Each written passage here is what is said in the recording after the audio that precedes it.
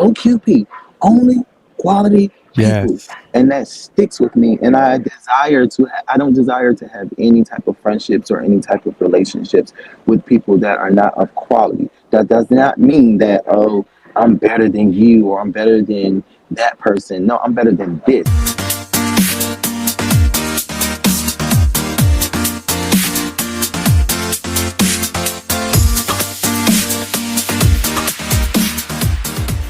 Yo, what's good, folks? It's your man, Keyshawn Don, host of Bosses in Business. Bosses in Business is a platform where I'll be sitting down with some amazing people with extraordinary stories on how they became the boss and the practical ways that they did it. Now, this isn't a platform where you hear from a girl that says, if a girl from Alabama can do it, you can too. No, we want to know the practical. We want to go in deep and find out how they became to boss. On today's show, I have my friend, the owner of Rich's Luxury Cleaning Service, known as the cleaning guru, Mr. Marcus LaBon. There we go, right there.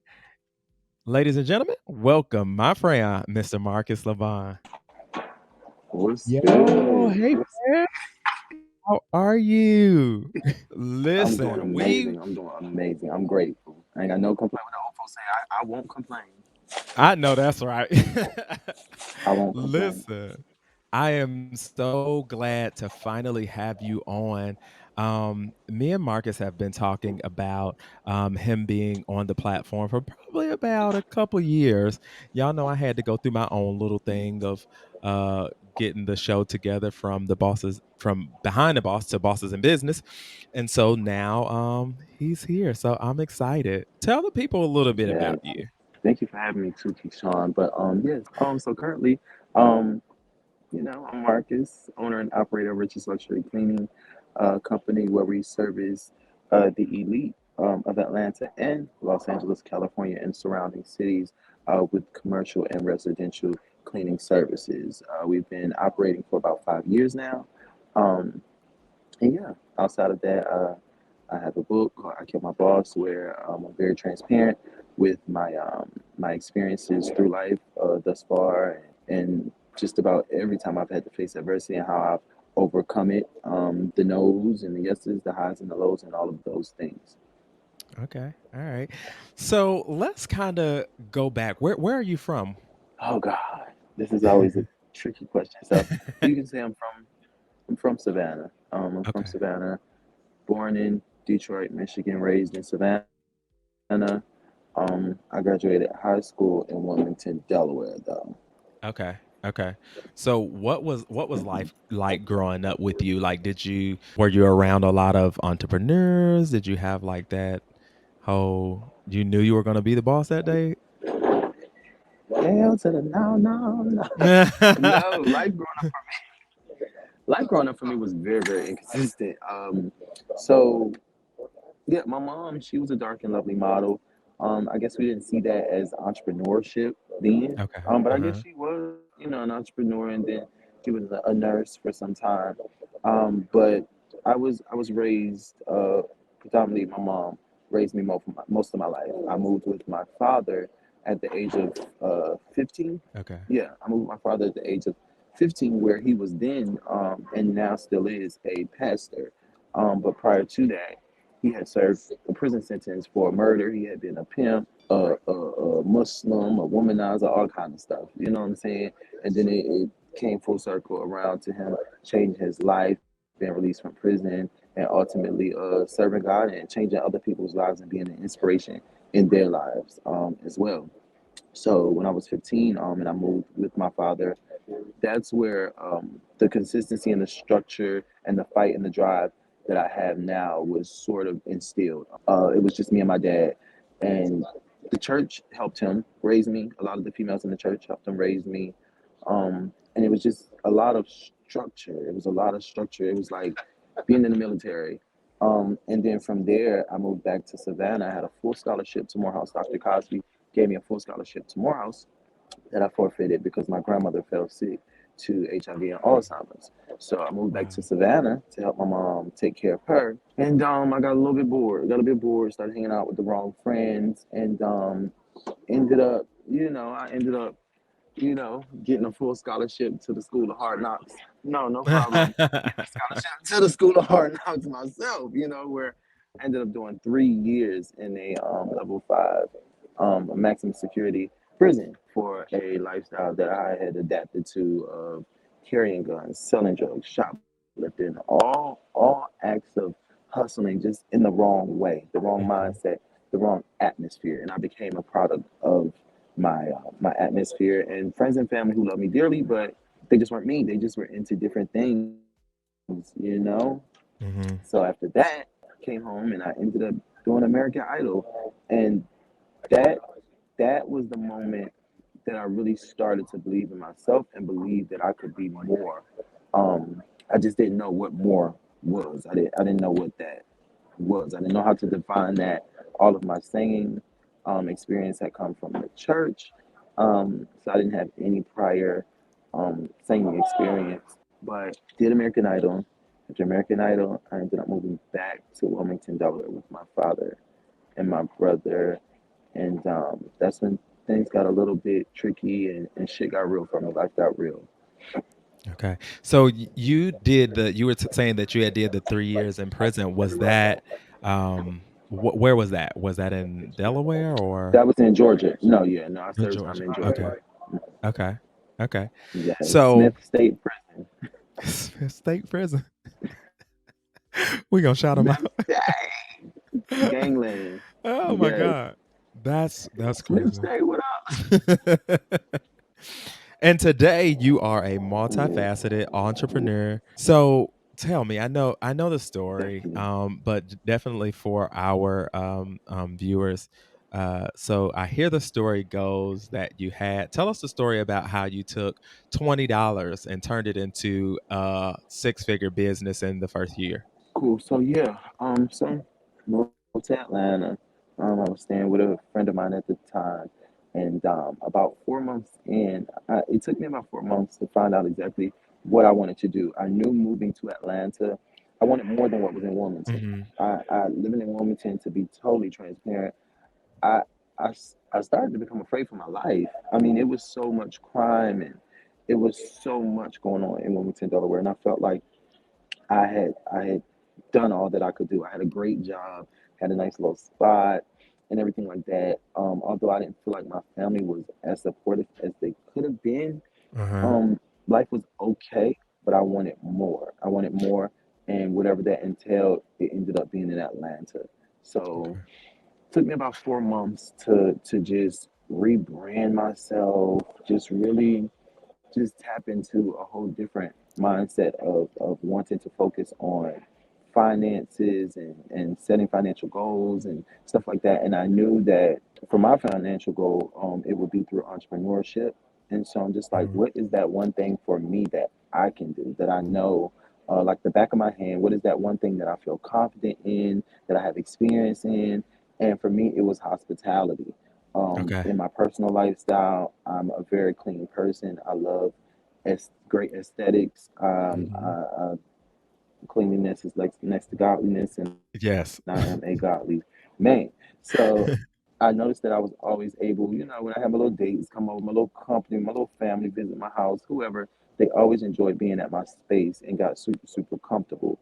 And I knew that I could create that for other people and charge and make money off of it.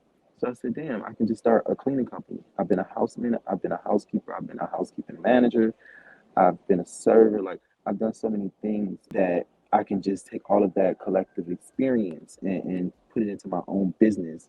And so that's when we came up with the Cleaning Guru brand because I knew whatever I did, I wanted to be the best at it. And I knew I had to separate my branding from those Uh-huh. other companies who had the budget. One thing I noticed, I didn't have the budget at the time to present my company as elite, as professional, as established as those other companies that had been out there for years, like Molly, the Maids, and all of those other top, big dog cleaning companies. So yeah, I just focused on like my branding and the way I marketed myself, and I prayed and I said, you know what, if I'm gonna do this, I have to risk it all. Mhm. And one thing I know that I have is myself. So I'm going to use my face, I'm going to use my personality, and I'm going to use all the things that make me me to present my business and get it in the face of others. And that's what I did. I did a photo shoot. I got the cleaning gloves and and all of that, and it went, and we got the cleaning So going. let's So walk it back. Okay, because first of all, your branding and all of you that want to know about this stuff, $20? that stuff was genius, first of all. So, like, if y'all don't Thank follow you. him, make sure that y'all go and follow his Instagram page at the Cleaning Guru so that you can see everything that we're talking about. But let's kind of go back because you were in Delaware. What made you Mhm. what made you make that decision to say, I'm going to Atlanta? Like, were you working and stuff there already? What was So that? What did that look like? at the time, Wilmington felt like a hopeless city to me, and I have witnessed with my own eyes people die right in front of me. Mm, I've witnessed innocent bystanders, people that were just walking up and down the street to go to the store, and it's a random shootout. I've literally been sitting on the porch, and we're out here in the summertime having a good time. This old lady is sitting literally right next to me. We're leg to leg, and somebody starts shooting, and she gets shot in her leg, and I'm like, wow. like what the Right. like this is crazy experience that I just is not conducive to who I am and who I want to be, and Mm, I just became very fearful of just being one of those people, mhm. you know what I mean? So I got the hell up out of Yeah. there when I had the opportunity to, because I knew I wanted more. Mhm. I knew I wanted more. I'm a chameleon. I can adapt to any environment. That's how I survived when I was in prison because I can adapt to whatever. I'm also a people person. So, it is what it is, but I knew that I wanted more and I had the opportunity to move to Atlanta. It could have been anywhere, but it just happened to be Atlanta. And what better place to become an entrepreneur Mhm. than in Atlanta? Yeah. So that's what I did. I took $20. I had $20 left to my name. Once I had moved there and had exhausted all of my expenses moving there, I drove a U-Haul and everything like that. I had to drive the U-Haul back to Delaware and then fly back. Was crashing with a friend. Ended up dating this guy who was a graphic designer who played a major part in creating the graphics and stuff like that. And I just ran with it. I had $20. I bought me some products. I brought me like three or four products with that $20, and then I happened to be getting a haircut, and I McFlare Cuts, who was my barber at the time, was actually from Savannah as well, and that's how we connected. And I was just looking around, and at the time I had only done a little bit of research on like Google and YouTube, and I knew that the beginning process of a pitch and gaining a cleaning client is to do a consultation. So I was looking around and I was asking like, "Hey, who does your cleaning?" And he was like, "Oh, my aunt." Why? So I'm like, "I have a cleaning company." He's like, "You do?" I said, "Yeah, I do. Yeah, I do." He was like, "All right, well, cool. Well, how much you charge?" I said, "Well, let me set you up for a consultation. We'll walk through. We'll see, exactly what your cleaning needs are, and we'll come up with a price. We'll customize a price that fits your budget, and things like that." And that's another reason why I became very successful is because I not only focused on my branding, but I focused on retention as well and what was going to get me recurring clients, consistent clients. And so that gig paid like $75. Um, and then the next gig was another barber that was like 75 to $100. And then after that barber suite, those were two barber suites back to back. Then I ended up cleaning Tahir's home, which is another great barber in Atlanta, and so on and so forth. I started posting the content. People were reposting it. People were excited. I gave it personality. I made cleaning fun. Cleaning is Yeah. always when I go to these, and this is a tip. This is a tip because I get so many DMs from other people wanting to start a cleaning company, and they asked me like, "Oh, how were you able to become so successful?" I looked at the other companies and how I could differentiate my company from theirs, and I Mhm. utilized colors and I utilized personality, and I focused on how I wanted people to feel when they saw Mhm. my company. When we go to a store, when we go out to eat, it's about how that particular situation or atmosphere or that person that we like or love to be around makes us feel.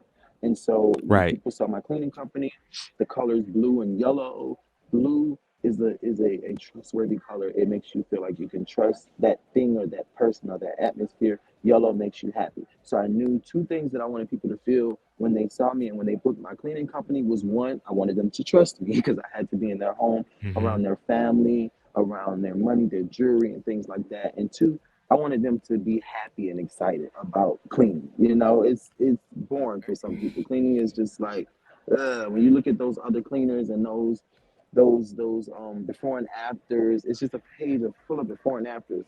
But we don't know who Right. you are. We can't get into your Right. personality. And a lot of times people only care about like, oh, as long as you can clean, I don't care.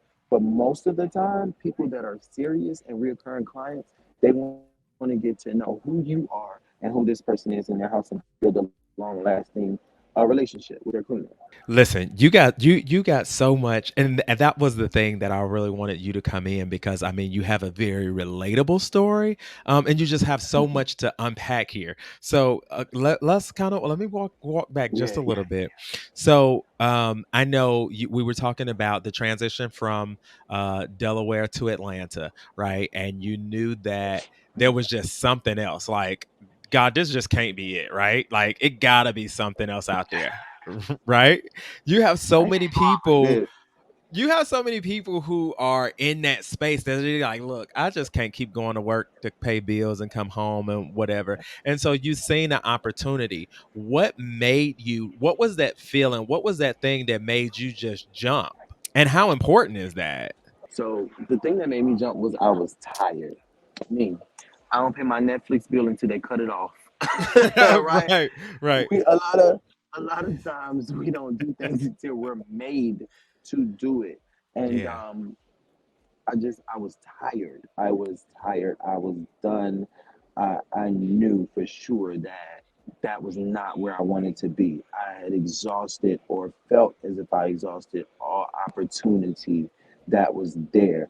I did not Mhm. want to continue working a regular job, having a financial cap on what I wanted to become, the places I wanted to go, and the things I like to purchase. And Mm.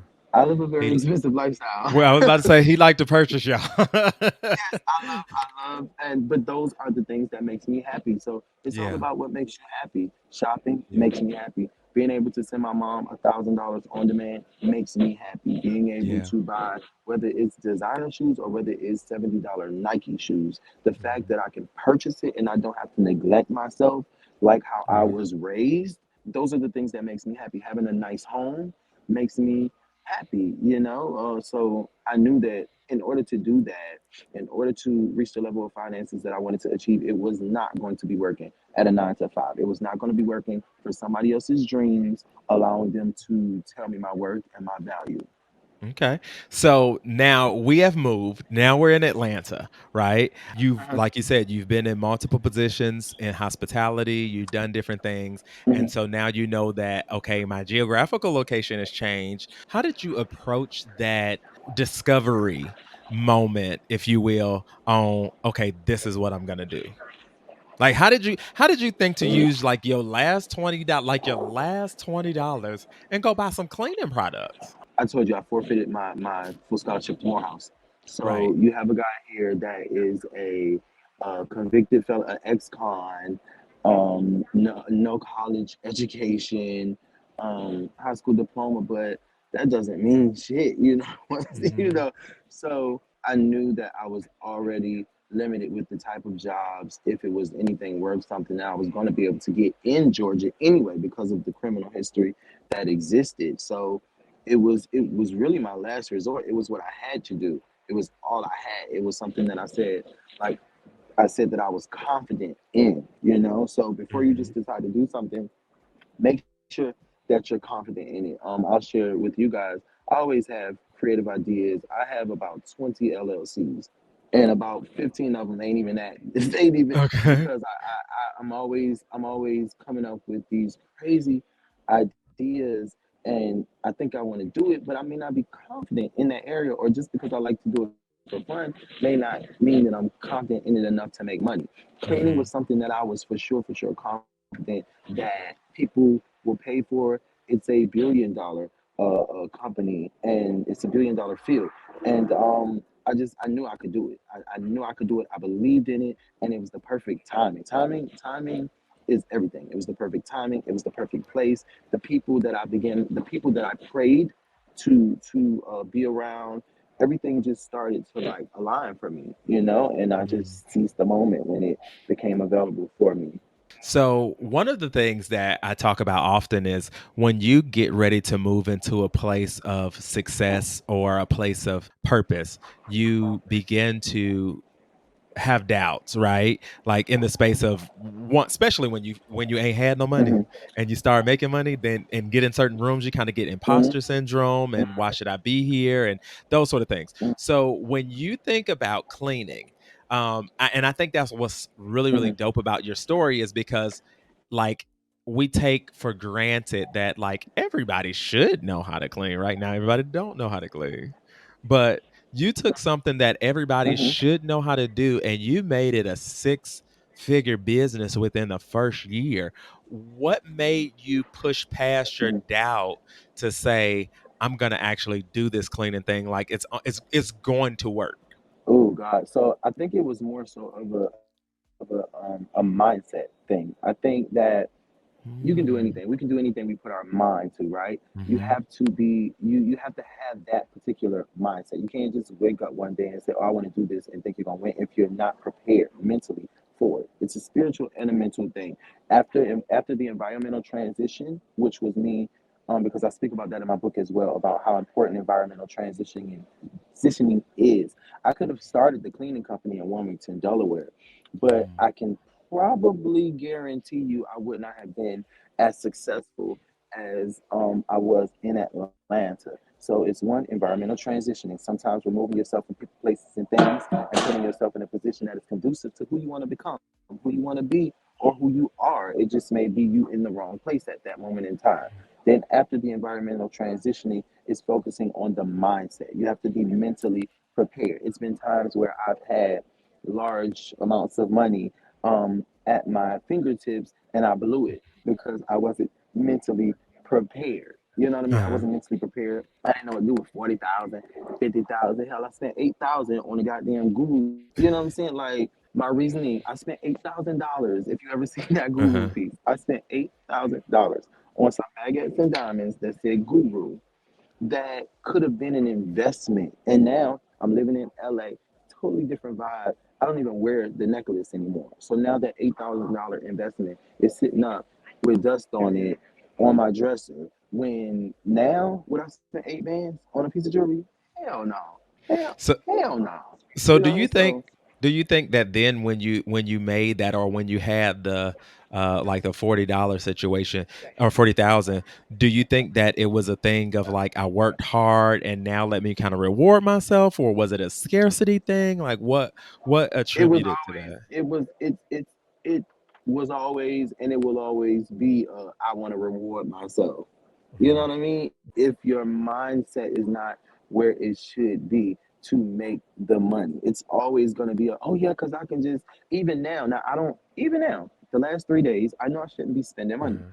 The last 3 days I've been going out to eat. I've been having drinks. I've been living my life right. And I just Uh-huh. said it today to my fiance to Torrance. I said, damn, babe, I haven't been feeling my best self the last 3 days. I still at this level get discouraged. I Mm. still doubt myself sometimes, very little, but sometimes I still, have those moments. And so I have drinks. I need to spend the money because having a drink or going out to eat, I haven't surpassed that part. Now, will I spend 8 bands on some jewelry? Will I go drop 2 bands on a bag to make myself? No, I don't spend big money like that anymore. But even now, I'm learning the small spins, just like the small wins. The small spins matter, just like the small wins matter. So that's what I'm Oh. working on now, realizing it's not neglecting yourself, Marcus. Because I had a thing where I said, I don't like to feel neglected. I'm not broke, so I don't like to feel like I'm broke. No, $40 matters because then you spend 100 and something dollars today. Then yesterday, like that shit adds Yeah. up. When I could be paying on something else, or you know what I'm saying, investing in something different. So it all comes full circle back to your mindset. It's the mindset thing. So let's talk about this. How important is it when we talk about mindset and we talk about? I like to often think about when I think about mindset. The Bible says, "Be transformed by the renewing of your mind." How important is it to make sure that you're feeding yourself a certain thing, and how important is environment Hmm. as it relates to changing your mindset? It's very important. It's very vital to being successful in whatever, in a relationship, not only in business because it's all spiritual. So in a relationship, in a business ship, in your business, in a friendship, whatever the ship is, focusing on your health. For me, the last 3 days I've been feeling the way I've been feeling because I haven't created the space for me to do the things that I need to do for myself in this day and time that continues to make me successful, like yoga, like Mm. meditation, like eating correctly. Now those are the things that at this level of success I have to focus on and worry about. Not more so the money, not Hmm. more so the business, but the internal, making sure spiritually I'm grounded, making sure I'm being fed spiritually, making sure it's not too many arguments, making sure it's not too many phone conversations being wasted on bullshit and kicks and giggles, and making sure that I am in environments that's conducive. That's why I'm here today where I'm at now. The workspace is an amazing workspace that I'm at, and I had to get out the house because it's not enough sunlight. It's not. Ah, It is not the my home right now is not conducive to what I need in this moment in this day. So I yeah. have to get out. I have to put my environment transit. I have to put myself in a space that is conducive to what I need in this moment, and Hmm. that is yoga, stretching, seeing some palm trees, feeling the sunlight, fresh air. That is what is going to keep me going day to day. For some people in the beginning stages, that might not be as important. For me, that is how I survive. That is how I thrive day to day. So that is dealing with just the internal and spirit and having a Hmm. spiritual foundation. A lot of people here I met don't have a spiritual foundation, and I'm just like, how can you expect to operate in a spiritual world without a spiritual foundation? I don't get that. So it's making sure you have a spiritual foundation, knowing whose you are, and just being connected to that on all levels. You know what I mean? And whatever that means to you. I love it. I love it. People being in your life, like, uh, man, I know something that you just talked about a second ago about the whole thing with, it not being enough sunlight and stuff in your house. I know that, for me, like that drainy, not enough light thing, I can't do it. And there was something that you were talking about earlier, which just kind of talking about environment.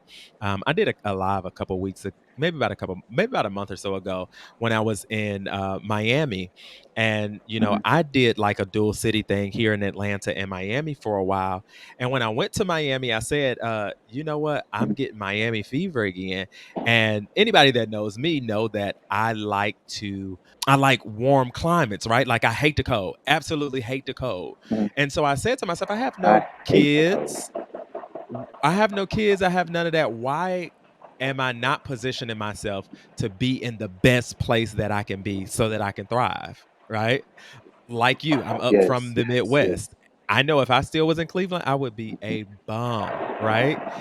And so that's one of the things Mm, that you hit on that was really important about, putting yourself not only geographically in, the best position that you can to thrive, but also when you talked about the lighting. I think for the last 3 years I've been in a house that was just dark in both houses. Now I'm mm, in that space and I'm mhm, thriving, right? One of the things that we hear often is, if you want to be a millionaire, get around 4 millionaires, you'll be the fifth.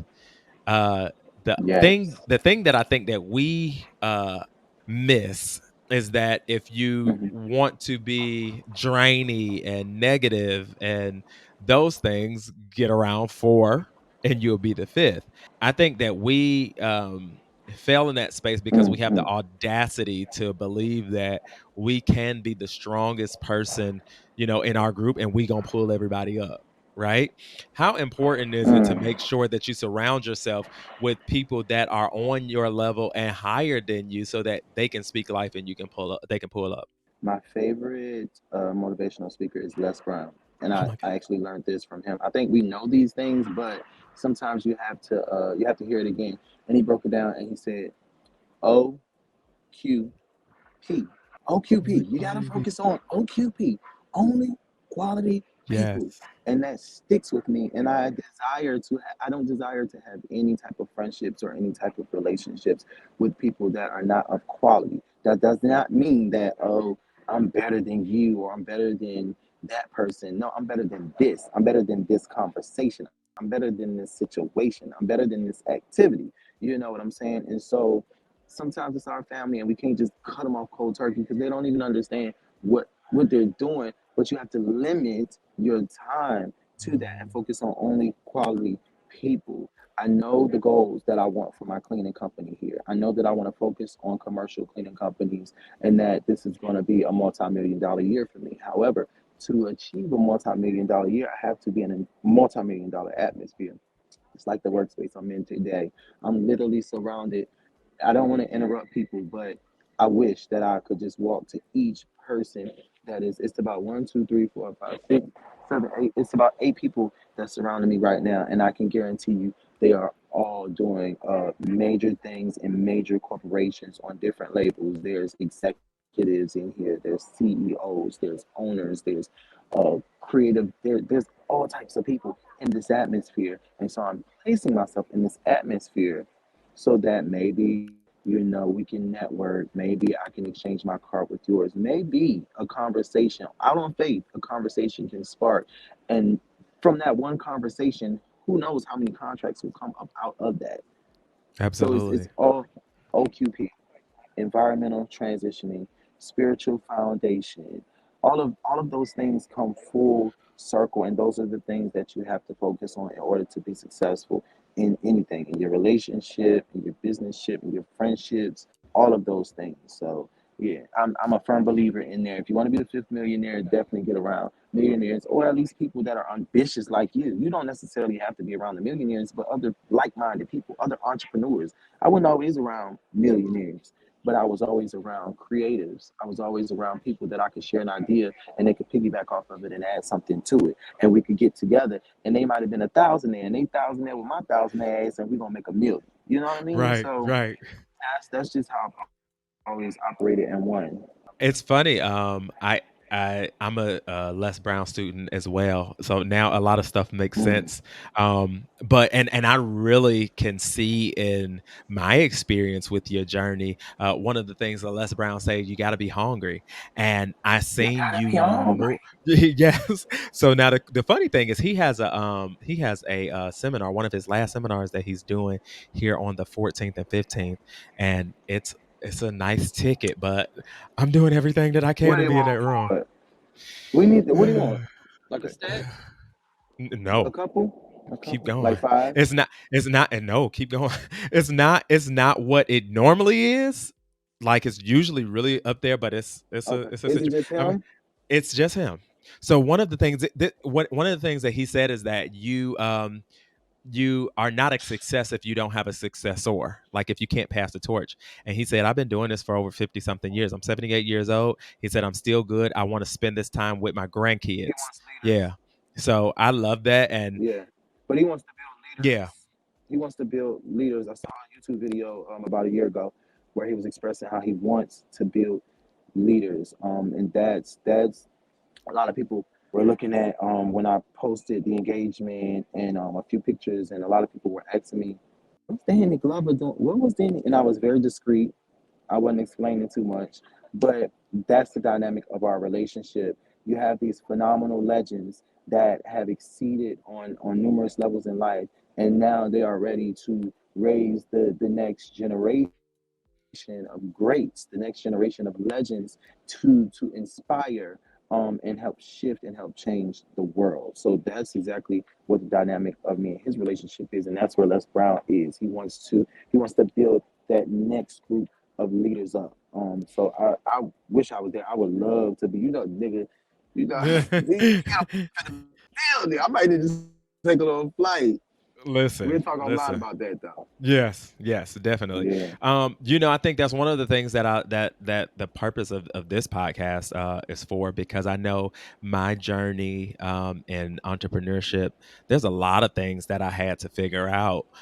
It was later in my journey that I began to get mentors. Right, like it's a lot of stuff that we just had to kind of Hmm. figure out. And so my thing now is for my peers as well as that generation that come behind us. To be able to kind of Yes. Yes. shortcut them, not take the shortcut, but learn from certain things, Yeah. and get the practical of Yeah. it. And And so that's what I life is that's one of about. the That's what things life is about. that's one of the things that I was really excited about having you on, because I know that you have so many practical stories, right? Like there's so Hmm. much fluff out here. And so I think that's one of the things that I'm trying to do, is trying to cut through the fluff. Now, Hmm. speaking to this other thing, because there is so much, and you have to know about like what's real versus what's not. How important do you think it is to invest in yourself, like going to these seminars and getting Hmm. mentors and that sort of thing? Like how important is that? So it's very important because those are the moments that you establish the relationships. You can't do it by yourself. There's no I in team. Ooh, And those are the yes. moments where you're able to network and establish the relationship that you need to take you to the next level. Now, in the beginning stages, a lot of people cannot afford that. Hmm. So I'm big on telling everybody the things that I learned was YouTube and Google. All of the Yes. information is there. You Yes. just have to have the structures to sit your ass down and study the Yes. material if you want to learn more. It's Mhm. there though for you to learn it. It's nothing. You can get a whole college degree. Yeah. You can become a you can become a doctor without having the piece of paper by Mhm. watching YouTube and Google and Yeah. learn. You know what I mean? Yeah. Like you don't have to have money up front to learn and be a specialist in that thing that you want to be, or be a boss in business. You can Uh-huh. Google and you can YouTube, and it's there. Now, don't neglect yourself if you can't afford to go to seminars, to pay for a mentor. You have people like Stormy. Stormy don't play. Stormy, she has a very unique that I'm familiar with. We all from the hood. She a hood girl. She real. She Yeah. down to earth. She has a very unique approach to how she inspires and motivates people. But she has a story and she has her tribe. But Mhm. she also invests in those other leaders and those other billionaires, multimillionaires that she can put herself around and learn from them what they know that she may not know, and they respect her for who she is when she walks in the room. And that's just how I live my life. I'm gonna always put myself in rooms around people that may know more than me. However, I walk and I come and I own a certain type of confidence, that I'll still be respected amongst those people, but I'm here to learn. I'm very humble Mhm. as well, and I'm here to learn whatever they can teach me to get me to that level without being a clout chaser, without begging. I work towards it. I put myself in those rooms and I network with those people. So it's just a situation where you do what you can. You do what you can until Mhm. you can do more. So I'm definitely gonna have to have you back, because there's so much to cover, so much to unpack in this little hour. It's so One of the things that I want to talk to you about is, I believe that, and I want to kind of give you your flowers here. I think that everything that you do it with a certain level of excellency, and I applaud you for that. We Thank haven't you. talked about the book. We haven't talked about the 4 a.m. candle company. Like, I mean, this is a multifaceted entrepreneur. And I mean, like, kudos to you. Thank you. How important was it for you when creating the business? We talked about, you were dating and they were a graphic designer, that sort of thing. How important was it to you to make sure that your branding, that your marketing, make sure that all of that stuff was correct? Like you got a whole vehicle wrapped with the branding and Hmm. stuff on it. Hmm. Like what? Tell me what your approach was to that, because again, like you started with, in my mind, I'm at the $20, right? And you have so many people who they start out with Hmm. a very Hmm. low overhead or no capital or whatever the case may be. For you to do it to that level of excellence, where some people just don't, like, they can be making money and have a little Hmm. Honda Odyssey, and right? How important was it for you to do it on that Hmm. level? And what did you do? Like, what did that look like? Starting out, money wasn't my strength. My Mhm. marketing and my branding was, so it was very pivotal to the success of my cleaning company because, like I said in the beginning, all I had was my face. I know I had a cute little face, cute little smile. People got into it, people compliment me on it. So guess what, baby? I'm gonna use what I got. It's all that I got. What Mariah, that little video you saw on YouTube, Mariah, I guess she Yeah. said, what she said, I'm gonna give it all I got. I listen. I used all I had. That's all I Yeah. had. All I had was me. All I had was my face. And so Dang, that's what that's I deep. used. And I've also had blessings the entire way up until this. I'm still receiving blessings. I've had Yeah. people. Lynn over at Hotlanta Signs. Lynn wrapped my van.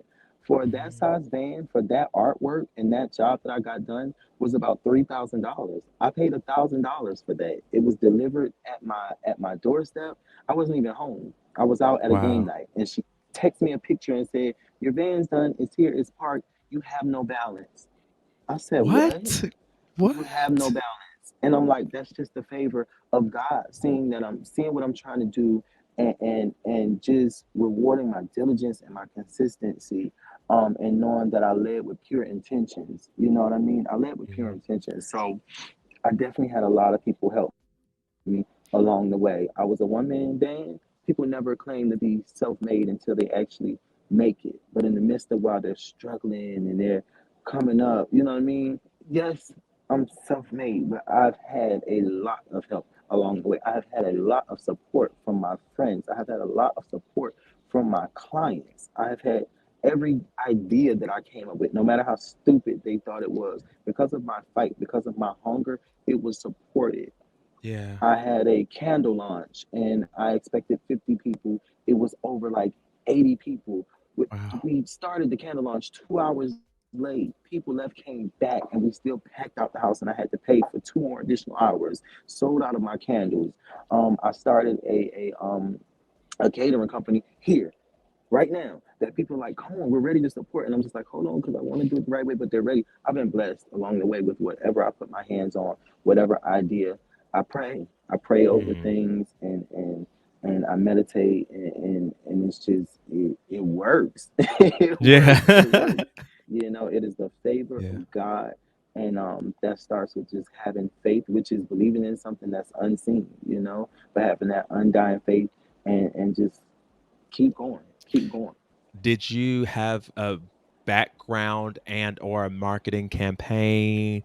Like, what did that look like? Instagram, Did you have that?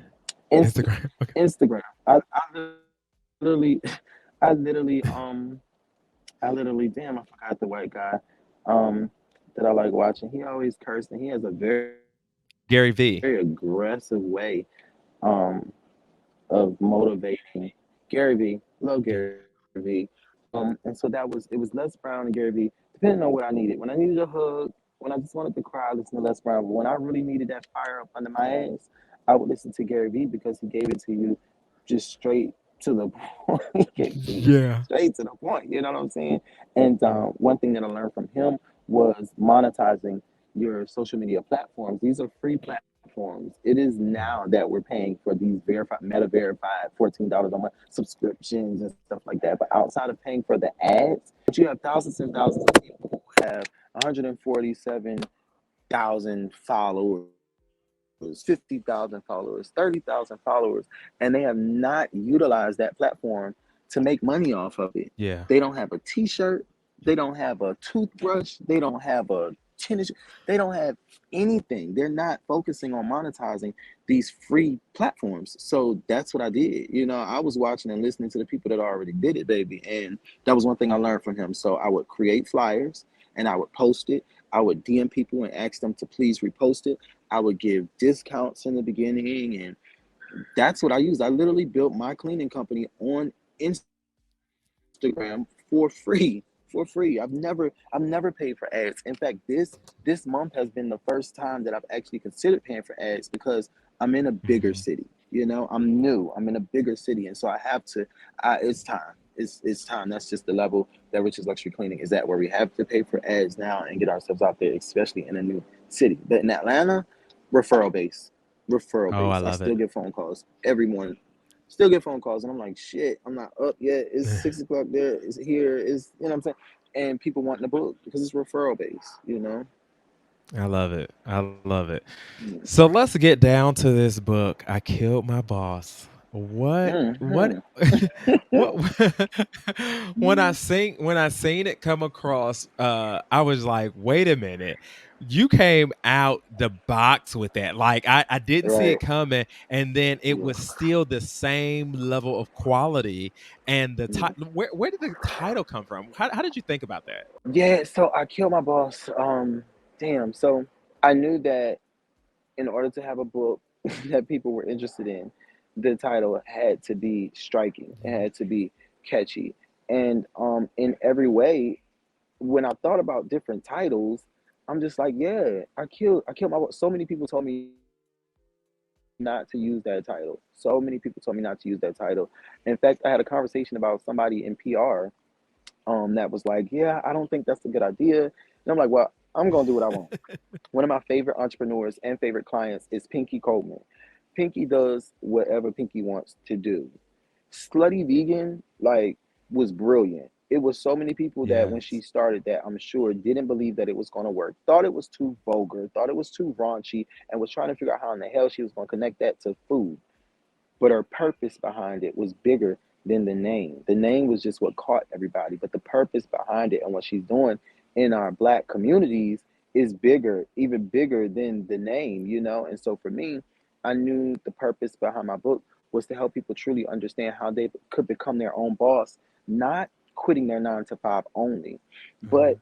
in all areas of their life, in all areas of their life, you know what I'm saying, really taking control, because when you have these addictive behaviors that causes us not to be successful in life, is because we've allowed that particular thing to come a boss over us. So that's Mm. why it's called I Killed My Boss. It speaks more so about personal life experiences and how I took control over my personal life than how I took control of my business, because it started there. It started first with Mm. me taking control in my personal life, cutting certain habits out, cutting people, places, and things out. And it was then, after I mastered that and overcame those things, that I was able to be successful in my business. And not only be successful in my business, but I took those experiences from my personal life and utilized it in my business as well. So that's why the title was I Killed My Boss, because it's focusing on adapting to a mindset of killing all things that we allow to control us. It could be smoking cigarettes, it could be a sex addiction, Yeah. it could be spending money, whatever that thing is that you allow to have you operating in a low vibrational state. Kill it, kill it, and that's what the book is about. Wow. I love it. I love it. Y'all, now Mm. where can they buy the book? So you need to buy it. It's on Amazon. It's on Books a Million. But you need Yes. to get it from ikillmyboss.com. So Okay. www.ikillmyboss.com. We have merchandise there. We have t-shirts. We have I Kill My Boss Millionaire Mindset hoodies, which I should have had on today. Um, but yeah, you can purchase the book there. Pretty soon I'm going to stop selling the physical copies, and it's only going to be the ebook Okay. available. So yeah, you can still get your physical copy of the I Kill My Boss. There, grab you a hoodie, grab you a book, and the ebook is available as well. And the book is small. I made sure that we cut it small so you can take it to the airport, you can take it to the train station, you can take it wherever you need to take it, and get the message, get that story, and get that thing up in you and be inspired. I live my life simply. I aspire to inspire before I expire. And Yes. that is just what it is. My whole life is a testament and a testimony. And I want other people to be transformed and really see God in me, on me, and through me, and just believe in yourself and know that if I did it coming from nothing, my family ain't had no money. I still be talking to y'all ain't never, she ain't nobody to die. God damn, it's hard out here.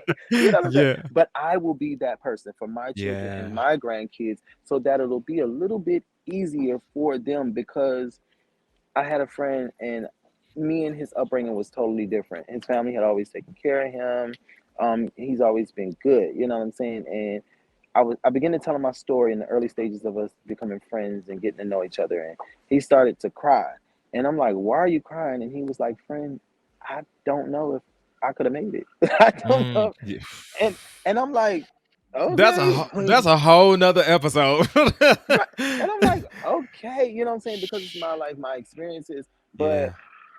I was built for. The next person might not be built for. But I truly believe that all of those things that I went through, because it just makes no sense. What am Right. I doing in prison? Like, what am I doing? But those experiences are for other people to be shared, for them to learn from.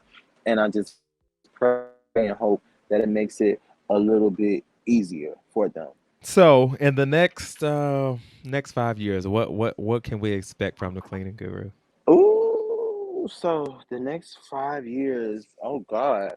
April 9th, 2024, I'll be married. Yes, come on. So about a year after that, I definitely plan on having some kids. Me and Torrance were still trying to figure this thing out.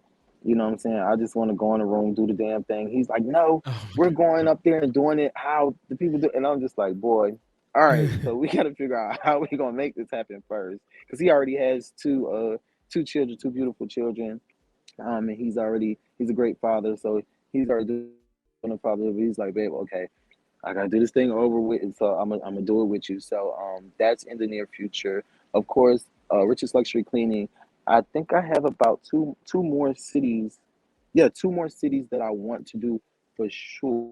I feel pretty confident about one of those cities, for sure. So at least two more cities, with Rich's Luxury Cleaning located in them. Right now, we're working on an actual brick and mortar for 4 a.m. Home Collection. Okay. 4 a.m. Home Collection is a candle line, but I also want to add some bedding and some home Oh, necessities, some I love it. furniture, some nice, unique, high price furniture pieces, and all that. So we're working on that website and finding the perfect location for a brick and mortar here in Los Angeles, California. We've already saw two locations on Melrose, so I'm excited about that. Okay. And just collaborating with other entrepreneurs as well. Just getting as Okay. many businesses open as I can. That's what I'm focusing on. Investing.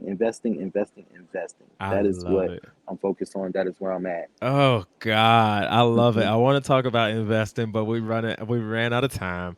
You definitely got to come back. So, there's one Definitely. last thing that I want to do. Again, shout out to you for everything that you're doing with excellence. I applaud you. I Thank you. asked that question so that we can come back and we can look at this in the next 5 years and be like, oh yeah, you said you was gonna do that and that and that, right? Yes.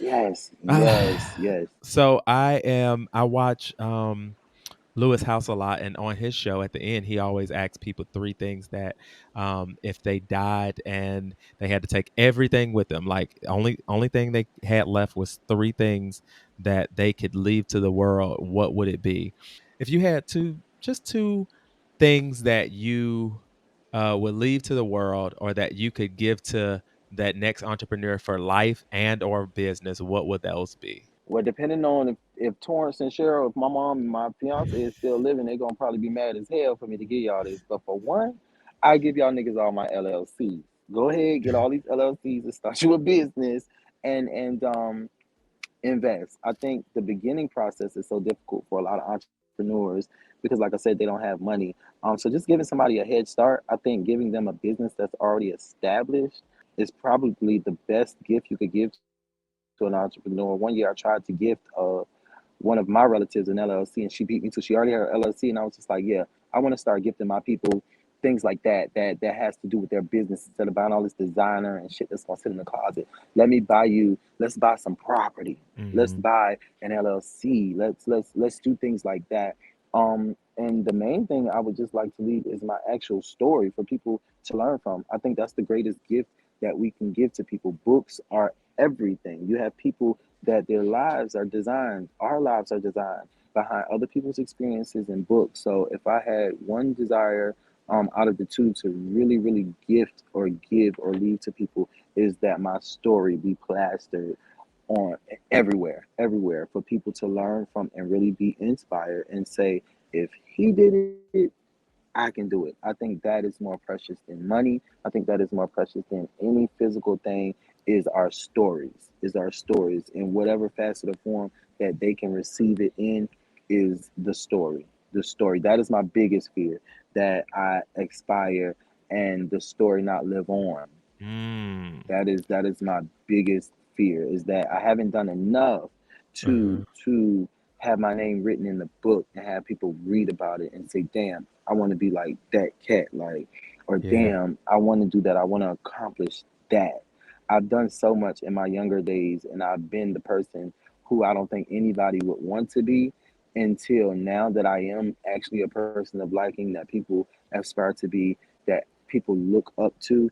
I want that to be volumized and continue to grow and grow and grow like a fungus on any level, any platform, anywhere, for people to really, really read it, know about it, hear it, and just become better people overall. I love it. Before we go, give my viewers one book or one tool that you would recommend that has helped you get to the next level in either life and or business. I don't read a lot of books. I like to watch a lot of videos over and over and over. I'm obsessed over like YouTube videos. Even a video. What would that video be like? Uh, by Outwitting the Devil by Napoleon Hill. Okay. Okay. I think 48 Laws of Power, cool, but Uh-huh. Outwitting the Devil, it taps on a spiritual level, it taps on business, it gets all into the things. It convicted me on so many different levels. So that is what I would highly recommend to everybody, please.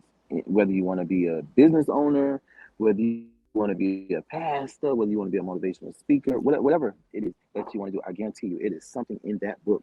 Um, it's something in that book. The 40 Laws of Power, the video is cool. I like the video over the book. But the Outwitting the Devil by Napoleon Hill, that's the one. Okay. All right. Tell the people where they can follow you at. You guys can follow me on Instagram at the Cleaning Guru. I am on Facebook as well under Marcus LaBon, under Rich's Luxury Cleaning, under 4 a.m. Home Collection. You guys can like all of those pages. But yeah, I operate mostly on the Cleaning Guru on Instagram. That is where you'll see just about everything. That's my primary page for everything. Everything gets funneled through there. And the website is www.richesluxurycleaning. If you would like to check out our cleaning services, if you would like to purchase a candle, we have 4amhomecollection.com. If you would like to purchase the book, the link is in my bio, and you can also go to www.ikilledmyboss.com. Y'all heard it right here. Y'all go follow my friend. Thank you so much for joining us. This episode will be out Thank you. Yes, I'm so happy. I gotta have you back, very very soon. And Woo! y'all look out for him, Yes, definitely. especially when we come Definitely. over to LA to be on that panel of the 2023 You Don't Know Yes. Shift Business Yes. Empowerment Seminar. If you think that this Woo! episode was good, you should see him on the panel. Thank you so much, friend. I appreciate you. Yes. All right, Thank y'all. you. That's been Behind the Boss. Y'all make sure that y'all tune in every Wednesday at 8 o'clock. And I got somebody else with some amazing stories. All right. I'll see y'all soon. Get the book. Peace.